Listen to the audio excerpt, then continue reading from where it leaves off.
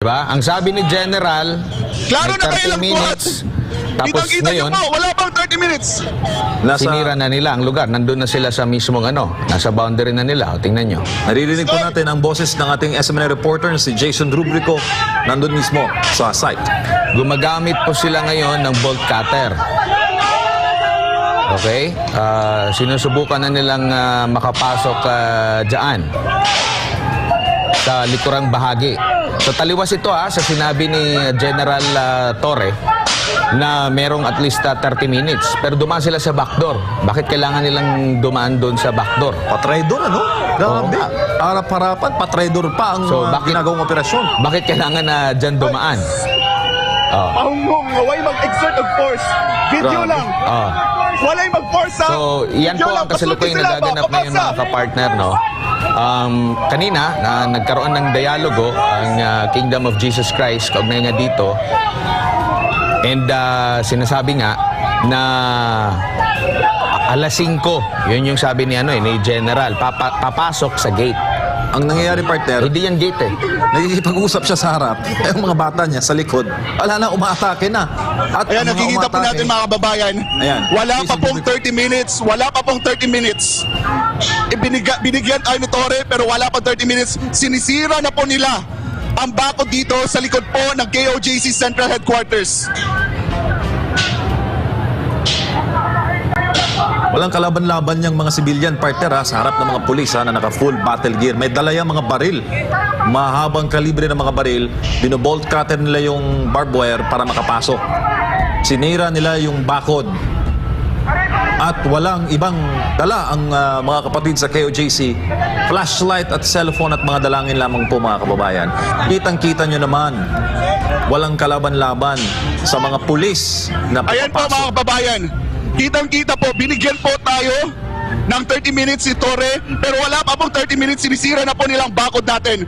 Witness po kayo sa harassment na ginagawa ngayon ng mga pulis laban sa KOJC. Ayan, nakikita nyo po. Kitang-kita nyo po, buong mundo. Narinig nyo si Torre, bibigyan daw tayo ng 30 minutes. Pero anong ginawa niya dito sa bakod, dito sa likuran ng KOJC Central Headquarters? Ang gusto, Sinisira po ng mga pulis na ito. partner, mukhang gusto talaga nila i-take over ang property, ano? Sa dami ng mga pulis.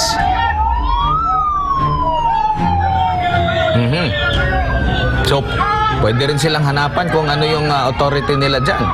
Di ba? Kung meron ba silang daladalang dokumento. Kasi, ang ginawa nila, nakikipag-usap tayo ng matino doon sa harapan, sa gate, kasi doon yung usapan Doon yung usapan. Mga kababayan, sa nakikita nyo po ngayon, itong mga kapulisan ay sinisira po ang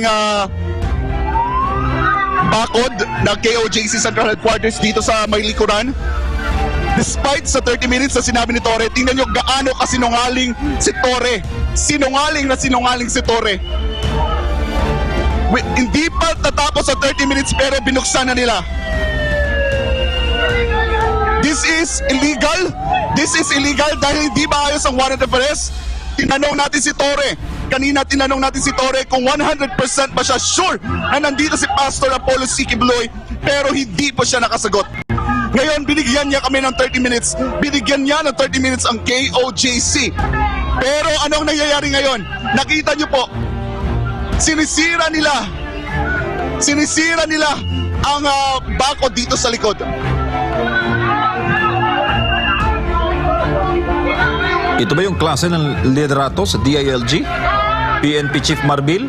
Ito ba yung Ayan po mga kabayan. achievement? Please, i-share niyo po. I-share po natin sa buong mundo itong ginagawa ng mga polis ngayon laban dito sa KOJC. Illegal po, wala po, hindi maayos ang pag-serve ng warrant of arrest. Hindi sure si Torre na nandito si Pastor Apollo C. Quiboloy at ang 5 akusado. Matintay na! Matintay! Tuktok! Wala yung mag-force! Nakikita nyo rin po na wala pong armas ang mga KOJC missionaries po dito. Ang bit-bit lang po natin ay mga camera at tanging mga flashlight lang po.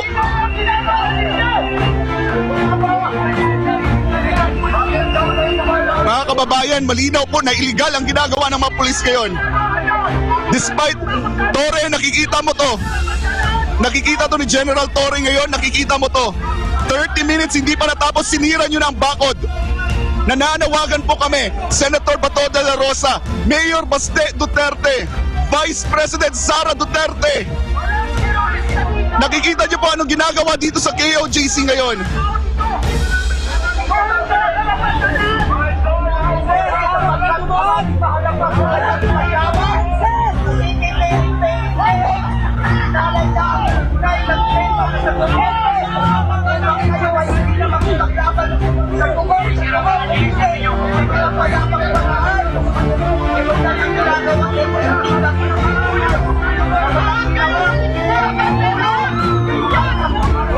May nakita tayong aparatus partner na yung pang-intercept sa mga closed na mga pintuan, pansira. Ayun, no? Dala-dala kanina na naka-asul na mga pulis dyan sa labas ng compound. Nakita rin natin yung yero binubutas, no, ng mga pulis. Tsaka kasalukuyang ginagamit ng mga pulis, naka-full battle gear, dyan po sa upper left corner na Ayan o, video. anong ginagawa ninyo? Pati kayo! Mabira kayo! Lupa naman lang na! Okay, meron silang bolt cutter na ginagamit dyan. Excuse. Oh! Padan! Hey, padan! Padan!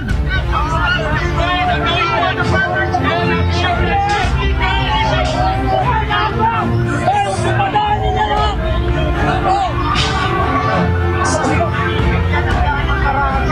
Una ni PR di mga yan kaysa sa mga teacher, Sir! kaysa sa mga health workers. Ayos na yan, nakikita din yan doon sa mismong harap ng KOJC. So, dyan makikita ni Torre. Ginamit ang may kapulisan hinihilan. para sa sibilyan. KOJC missionary, hindi pa po tapos ang 30 minutes. Sila pa... Sir! Wala pa bang 30 minutes?